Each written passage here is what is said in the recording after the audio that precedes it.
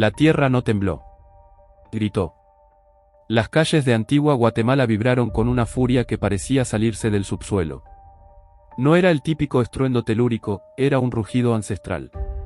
A las 3:23 de la madrugada, cuando el silencio dormía sobre los adoquines coloniales, un crujido se escuchó desde el convento abandonado de las Capuchinas. Luego, todo estalló. Los muros comenzaron a colapsar uno por uno, como si fueran tragados por un abismo que respiraba. Las campanas de la iglesia reventaron en pedazos y los pájaros nocturnos volaron en círculos, sin saber hacia dónde escapar. Los pobladores salieron de sus casas con la desesperación marcada en el rostro, pero el suelo debajo de sus pies se abría como si los rechazara. «No es normal», gritó una anciana, arrastrando a su nieto entre gritos y polvo. «Esto no es un temblor, es algo más». «El cielo no se mueve así», susurró un joven, mirando las nubes que giraban como espirales negras sobre el Cerro de la Cruz. Mientras la ciudad se desgarraba, algunos aseguraban haber visto una figura caminar entre los escombros. No corría, no hablaba, solo se deslizaba con un velo de ceniza a su alrededor. De donde pasaba, las piedras explotaban y los cables chisporroteaban como si fueran vivos. Un sacerdote, antes de ser aplastado por la bóveda del altar mayor, alcanzó a balbucear: «No es castigo divino, es un error que hemos despertado». Los gritos se mezclaban con el llanto. La sangre corría por los callejones como tinta espesa. Y cuando la tierra se detuvo, no quedó silencio, quedó una carcajada. Los sobrevivientes que se arrastraban por las calles quebradas no solo compartían el dolor físico, compartían una visión. Casi nadie se atrevía a hablar de ello en voz alta, por miedo a invocarla, pero algunos murmuraban sobre la sombra que caminó entre los temblores. Era alta, pero nunca del todo visible. Sus bordes se deshacían como humo y su centro parecía absorber la luz. Los perros que aún vivían se echaban a ladrar desesperadamente cuando pasaba, hasta que sus cuerpos quedaban rígidos, los ojos girados, la espuma saliendo por la boca. En el hospital colapsado, 2 enfermeras afirmaban haber visto a esa figura atravesar el pasillo principal mientras las paredes aún caían. Una dijo que tenía ojos, muchos. Como grietas que se abrían y cerraban sobre un rostro sin forma. La otra no logró terminar su frase, murió minutos después en una convulsión inexplicable. Desde el convento derrumbado, se escuchaba un eco hueco, como si las piedras repitieran el mismo nombre. Istlimno, un sonido ancestral que no aparecía en ningún texto conocido. Los arqueólogos que llegaron en helicópteros desde la capital duraron solo horas, uno de ellos enloqueció y arrancó sus uñas mientras susurraba: «No debimos desenterrarlo». Por la noche, las réplicas volvían a sacudir Antigua. No tenían epicentro, ni patrón sísmico. Los científicos callaban y los religiosos comenzaban a rezar por lenguas que no entendían. Alguien, o algo, se había despertado. Y lo que había comenzado como un desastre natural, era ahora la obra cruel de una conciencia enterrada por siglos. La Biblioteca de Antigüedades de la Universidad de San Carlos guardaba, en su bóveda de documentos sellados, un códice que nunca debió haber sido tocado. El manuscrito de Petlac, escrito con tinta volcánica y fibras humanas, había sido catalogado como apócrifo por los historiadores, pero no por los que sabían. En él se relataba que bajo las tierras de la Antigua existió una cultura anterior a los mayas, un linaje olvidado cuya lengua solo vibraba durante los eclipses. Estos habitantes no adoraban dioses, les obedecían. Uno de ellos era Istlimno, la entidad del temblor eterno, guardiana de los cimientos del sufrimiento humano. Según el códice, si alguien pronunciaba su nombre durante el equinoccio, y si un objeto sagrado era removido de su tumba, un círculo tallado en obsidiana líquida, Istlimno despertaría para reorganizar la tierra en su imagen. El ritual fue prohibido y los pueblos antiguos sellaron el acceso a su morada bajo lo que hoy es el convento abandonado. Pero el manuscrito no terminó ahí. La última página del documento tenía un dibujo que parecía moverse al observarlo, un rostro sin forma, hecho de ojos giratorios, cuerpos plegados como raíces, y grietas que respiraban. Al pie de la imagen, una frase desvaída. El que remueve los huesos del suelo, removerá también la memoria del cielo. El documento desapareció en 1986 durante una renovación, pero una copia en microfilm apareció semanas antes del terremoto, justo en manos de una estudiante que investigaba rituales telúricos como proyecto final. A los 3 días, Antigua se partió en 2. El cielo no amaneció. Durante lo que debería haber sido el alba, una niebla espesa cubría la ciudad, sin olor, sin luz. Los relojes se detenían cada vez que una réplica sacudía el suelo. Pero ya nadie miraba la hora, los supervivientes solo contaban las grietas nuevas. En la plaza mayor, los árboles se habían partido a la mitad, como si les hubieran arrancado el alma. Un hombre gritaba que debajo de cada raíz había ojos. Nadie se atrevía a escarbar para comprobarlo. Una joven llamada Celeste caminaba descalza por los escombros, cantando una canción en un idioma que nadie conocía. Cuando los voluntarios intentaron detenerla, sus pies comenzaron a sangrar, pero ella no se quejaba. Ya viene el segundo temblor, decía. Pero él quiere escucharnos primero. Los hospitales improvisados se llenaban de heridos que no dejaban de mirar al techo. No por dolor, por miedo. Decían que los ventiladores giraban al revés y que sus sombras no coincidían. Un niño aseguraba que vio a su madre 2 veces en una noche, una viva, otra parada en el pasillo con ojos vacíos. La imagen hizo que dejara de hablar por completo. En el mercado central, los comerciantes hacían hogueras con sus propios puestos, esperando que el fuego espantara al que camina entre los muros.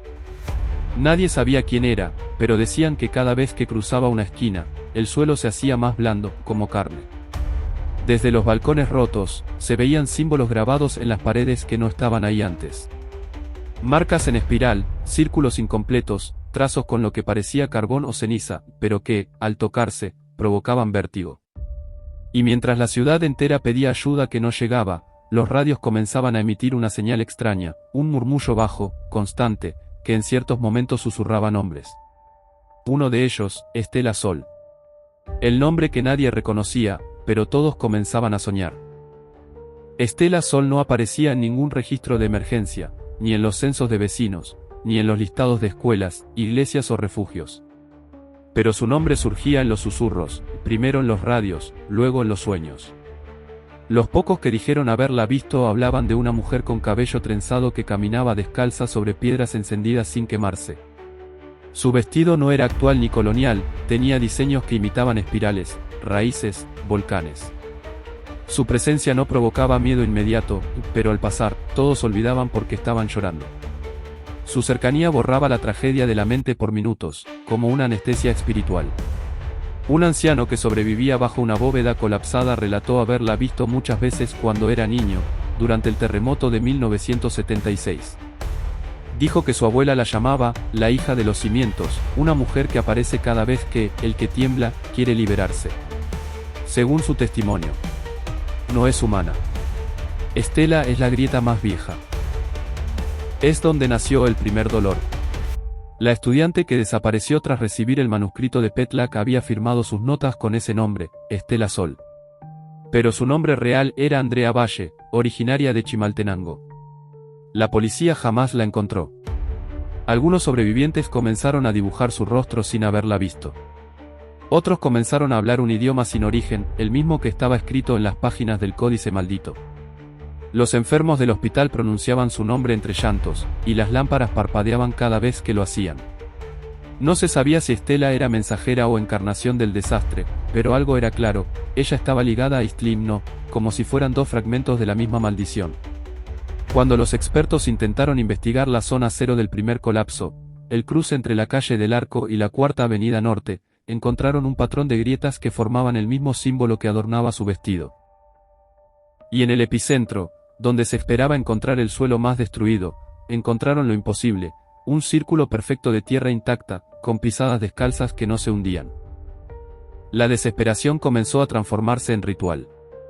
Ya no quedaban ambulancias, ni socorristas, ni gobierno. Pero quedaban velas. Y manos temblorosas que las encendían al pie de los templos partidos. Algunos vecinos, marcados por el trauma y la confusión, empezaron a rendirse ante lo inexplicable.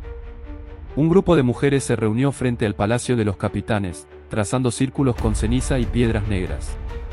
En el centro colocaban imágenes de seres queridos desaparecidos. No para pedir que regresaran, sino para evitar que fueran absorbidos por lo que camina entre las grietas. En las paredes rotas, los nombres de Estela y Istlimno se mezclaban con oraciones escritas en sangre de animales. Y sin que nadie diera la orden, los habitantes comenzaron a guardar silencio cada vez que la tierra vibraba, como si el ruido humano pudiera provocar más ira. Una joven madre dejó de alimentar a su hijo, convencida de que su llanto era lo que estaba haciendo crecer las grietas. Un anciano enloquecido gritaba desde el techo de una casa colapsada que Antigua no era una ciudad, sino una boca, y que ya había empezado a devorar. Por la noche, se encendían fuegos en los cerros. Grupos aislados de personas caminaban en procesión, llevando estatuas sin ojos, cubiertas con mantos quemados, asegurando que solo la oscuridad podía tranquilizar a Estela Sol. Decían que ella venía antes de cada sacudida, y que si la complacían, el suelo los dejaría vivir un día más. Algunos trataban de huir de la ciudad, pero los caminos estaban distorsionados. Puentes que llevaban a ningún lugar. Calles que giraban en espiral. Familias enteras regresaban sin saber cómo, con los zapatos llenos de barro y los ojos perdidos en la niebla. Antigua ya no era Guatemala. Era algo que respiraba debajo. Y cada latido parecía esperar que los habitantes decidieran huir en vano o entregar algo a cambio de calma. No todos se habían rendido. Entre los sobrevivientes, uno caminaba con los pies llenos de tierra y los ojos gastados de no dormir. Su nombre era Tomás Cui, geólogo retirado, pero más que eso, un hombre que alguna vez había huido de Antigua jurando que no volvería. Lo hizo por convicción. Por terror. Años antes, mientras excavaba cerca del cerro de San Cristóbal, Tomás encontró una veta de obsidiana que parecía latir. Pensó que era pura sugestión por la altitud, pero las herramientas se torcían al tocarla. Los registros que guardó nunca fueron aceptados por la universidad, y terminó archivando todo en una caja bajo llave. Hasta ahora. Con la ciudad colapsando, regresó a su vieja casa, rescató sus documentos y comenzó a trazar patrones. Los temblores recientes coincidían con los mismos mapas que él había confeccionado en secreto. Antigua no estaba sobre placas, estaba sobre cicatrices rituales. En medio del caos, reunió a 5 personas que aún creían en la ciencia, pero también en lo que no podía explicarse con fórmulas. Les mostró el símbolo del manuscrito de Petlac y los patrones de los signos. En cada uno, una espiral. En cada espiral, un nombre. Si esto es una invocación, debe tener un punto de anclaje, explicó. Istlim no está liberado, pero no completo. Hay una grieta madre, y si la sellamos, podemos encerrar a la conciencia que le da forma. La grieta madre se encontraba debajo del convento de las Capuchinas, justo donde las primeras piedras cayeron. Tomás propuso un descenso con una mezcla de tecnología rudimentaria y antiguas prácticas de sellado, polvo de cal, espejos rotos, sal volcánica y una reliquia que nunca había confesado haber conservado, el fragmento del círculo original que alguna vez extrajo. Esa noche, mientras las demás calles temblaban y la ciudad parecía plegarse hacia adentro, Tomás bajó por un hueco cubierto de ceniza, rodeado por sus 5 voluntarios. Ninguno sabía si lo lograrían. Pero todos sabían que quedarse era peor. El descenso por el cráter del convento parecía interminable. Bajo el polvo colonial y los ladrillos rotos, Tomás y su grupo descubrieron que la estructura del subsuelo no obedecía a la arquitectura humana. Los muros se curvaban como espinas. El aire, húmedo y viejo, olía a sudor que jamás fue humano. Al llegar al primer nivel, encontraron marcas ancestrales talladas en la piedra, ojos sin pupilas, espirales que giraban hacia adentro, manos abiertas sin dedos. Cada paso generaba una vibración. No del suelo, de ellos. El miedo parecía resonar en sus huesos, como si la caverna respirara a través de sus cuerpos. En el segundo nivel, los espejos comenzaron a quebrarse. Habían colocado varios como protección ritual, siguiendo registros de civilizaciones que usaban reflejos para confundir entidades. Pero ninguno aguantó. Uno por uno, los cristales estallaban con un sonido hueco, como si algo los mordiera desde dentro. Y entonces la grieta apareció. No era una abertura física. Era un espacio que no debía existir, un vacío que parecía sangrar sombra. En su centro, flotaba un fragmento de obsidiana líquida, el mismo que Tomás había conservado, ahora vibrando como si esperara ser devuelto. Los voluntarios se rodearon del polvo de cal y la sal volcánica. Con manos temblorosas, comenzaron el sellado. El ritual no era exacto, estaba construido de fragmentos, intuición y miedo. Mientras lo realizaban, el suelo comenzó a llorar, literalmente. Un líquido espeso, negro, emergía de las paredes, formando rostros efímeros que susurraban nombres que nadie había pronunciado jamás. Apresúrense, gritó Tomás, colocando el círculo en el vacío. El aire estalló. Un grito imposible se escuchó en todo Antigua. Las ventanas arriba se quebraron. Las llamas se apagaron. El cielo cambió de color. Cuando el sello se completó, el fragmento dejó de vibrar. Pero algo dentro se rió. Durante 37 segundos, Antigua Guatemala guardó silencio. Las paredes dejaron de sangrar. Las grietas se congelaron. El aire se volvió más ligero, como si la ciudad entera exhalara al mismo tiempo. Los radios callaron por primera vez en días. Muchos lloraron, no por miedo, sino por alivio. Incluso quienes no sabían del ritual en las capuchinas sintieron algo, como si una presión invisible se hubiera desactivado. Tomás y su grupo regresaron lentamente a la superficie, con los cuerpos cubiertos de polvo ritual y los ojos rojos por el humo. Al llegar, las personas los miraban como salvadores. En los balcones mutilados se encendieron velas espontáneamente, y algunos comenzaron a orar no por Estela Sol, sino por los 5 descendientes que lograron sellar la grieta madre. Pero la calma no era un regalo. Era una estrategia. Esa noche, mientras todos dormían, algunos comenzaron a soñar al mismo tiempo. En sus sueños, veían a Tomás sentado en una piedra negra, rodeado de los cuerpos de sus compañeros, pero no en la caverna. Estaban en un espacio blanco, sin suelo ni cielo. Y sobre él, flotaban decenas de ojos amarillos, vigilándolo en silencio. A las 3:23 de la madrugada, el suelo volvió a temblar. Pero no como antes. Esta vez, el sismo vino acompañado de música. Un canto que nadie entendía pero todos recordaban al despertar. Las piedras no cayeron, se elevaron. Los muros no se quebraron, se abrieron hacia adentro. Un niño vio a su perro flotando en la sala, con la cabeza girando lentamente, murmurando el nombre que habían sellado. En el convento, el círculo de obsidiana líquida estaba intacto, pero alguien lo había girado. Tomás desapareció esa misma noche. Su casa estaba cubierta de cal seca, pero su portafolio había sido abierto. Los espejos que usó estaban rotos de nuevo. En la grabadora donde registró todo, solo quedaba un sonido, una risa. Seguida de la voz de Estela Sol, repitiendo la misma frase. Ustedes sellaron el suelo. Pero olvidaron el aire. La tierra había dejado de gritar.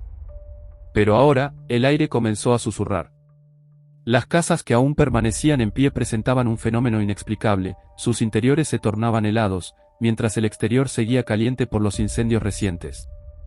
Algunos aseguraban ver partículas brillantes flotando, como polvo suspendido en agua, pero al tocarlas, sentían como si los dedos pasaran por una tela viva. En el centro de Antigua, una mujer dijo haber escuchado su propio nombre desde el viento, en la voz de su madre fallecida. Cuando intentó grabarlo, su celular explotó en fragmentos invisibles, no hubo sonido, solo una estela azul flotando por el techo. La atmósfera se volvió caprichosa.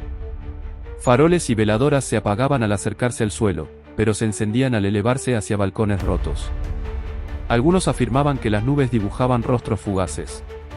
Otros decían que sus pensamientos eran respondidos por susurros cuando estaban solos. El aire comenzó a provocar desórdenes físicos. Palpitaciones sin causa, pérdida de memoria, cambios de idioma al hablar sin saber por qué. Un testigo relató que intentó rezar en español, y solo podía hacerlo en una lengua gutural que nunca había aprendido. En los archivos recuperados del convento, había anotaciones que hablaban de el vértice del aire, una fase posterior al sello de tierra, donde la entidad no puede moverse, pero sí infiltrarse. Una página contenía la advertencia. Cuando Istlimno no pueda caminar, aprenderá a volar por dentro. Y sus pasos serán pensamientos. La gente comenzó a tener sueños compartidos, donde Antigua no era una ciudad, sino un pulmón gigante que se contraía. Algunos despertaban con los labios partidos, como si hubieran sido mordidos por el viento. Otros amanecían en habitaciones distintas sin haber caminado. Un anciano apareció sentado sobre el campanario a las 6 de la mañana, con los ojos cerrados, y al abrirlos, dijo: «Ya no estamos en la ciudad. Estamos dentro de él». Los días dejaron de tener nombres. Los relojes se quebraban sin que nadie los tocara. Las familias dormían abrazadas, no por cariño, sino para retenerse unos a otros de desaparecer en la niebla interna que ahora era parte de Antigua Guatemala. La entidad no necesitaba gritar. ya estaba dentro.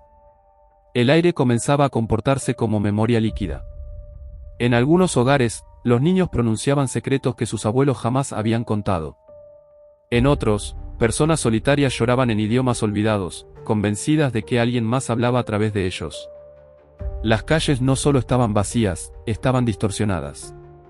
Un hombre caminó 5 veces por la misma avenida, y cada vez encontró un número diferente de ventanas. Las señales de tránsito mostraban coordenadas. Los pasos no se marcaban en el suelo, sino en las paredes. Antigua no tenía dirección.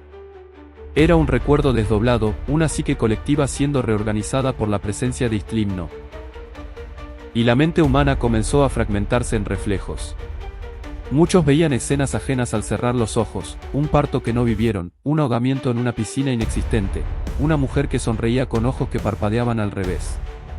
No sueño con Antigua, dijo una adolescente a su madre. Sueño con cómo Antigua me recuerda a mí. Las radios apagadas comenzaron a sonar sin energía. Y todas transmitían una misma frase, pronunciada por voces familiares. Ya no estás solo. Ya no eres tú. Ya eres parte del temblor. Grupos de sobrevivientes empezaron a comportarse como un solo organismo. Caminaban en silencio, se detenían en sincronía, y en algunos casos, lloraban al mismo tiempo. Era como si la ciudad respirara a través de ellos. No era posesión. Era integración. Istlimno ya no destruía. Reescribía. Y Stella Sol aparecía cada vez con más frecuencia, pero no caminando, levitando, como si la gravedad también hubiera abandonado su lógica. Su voz no salía de su boca, salía del viento. Él ya no duerme. Él ya no tiembla. Ahora, él piensa. En medio del vértigo compartido, cuando Antigua parecía volverse una solamente bajo el susurro de Stella Sol, algo sucedió que nadie podía explicar. La niebla se detuvo. Las voces cesaron. Los relojes giraron en reversa. Un hombre que nunca había sido parte del caos se despertó en una habitación desconocida. Su nombre era Tobías Martínez, periodista retirado de la capital, que había huido al extranjero hacía años después de sufrir un colapso nervioso. Nunca había visitado Antigua en toda su vida. Nunca había oído de Istlimno. Nunca conoció a Stella Sol.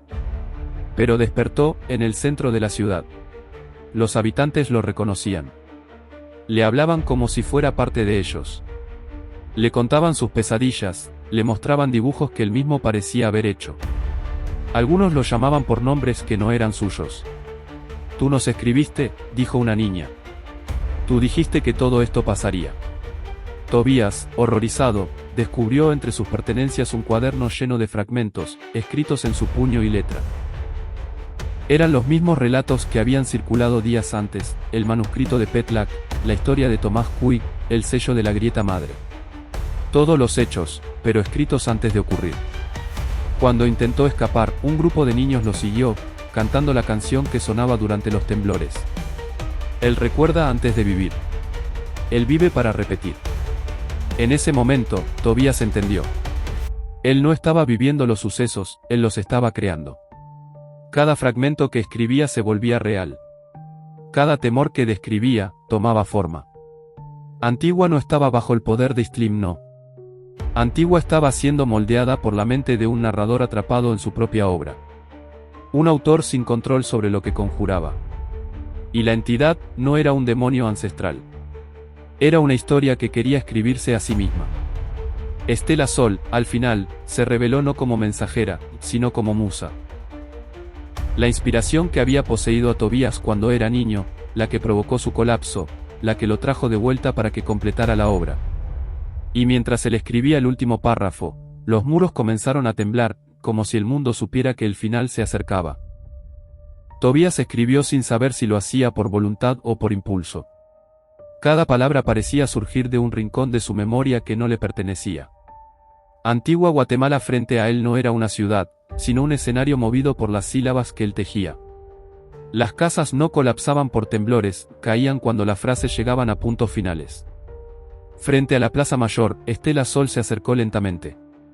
No caminaba, flotaba sobre el aire que ya no obedecía leyes. Su rostro no tenía edad. Su voz no era sonido. Y en su mano, no había nada, pero todos veían una pluma. Tu historia se escribió antes de que nacieras, le dijo, sin mover los labios. Fuiste la tinta. Nosotros, el papel. Tobías cayó de rodillas. Todo lo que vivió, cada rincón de dolor, cada aparición maldita, cada nombre, cada grieta, todo había sido diseñado por una conciencia que usa autores como si fueran instrumentos. Él no había sido víctima, ni héroe, ni villano. Solo había sido canal. Estela extendió su mano, y el cuaderno comenzó a arder, sin fuego. Página por página desaparecía en humo negro, como si la historia se recogiera sobre sí misma. Antigua comenzó a reconstruirse, las paredes regresaban, el cielo tomaba color, las personas volvían a sus casas, sonriendo sin razón. Como si el horror jamás hubiese ocurrido. Pero Tobías entendió la verdad. Este no es el final, susurró. Es el reinicio. Estela lo confirmó con una sonrisa tenue. Porque la historia no termina cuando se apaga el horror, sino cuando alguien más decide escribirlo de nuevo. Y en un café de la ciudad, meses después, una joven encontró un cuaderno olvidado con una sola frase en tinta desgastada. Terremoto maldito. Primera línea, la tierra no tembló. Gritó.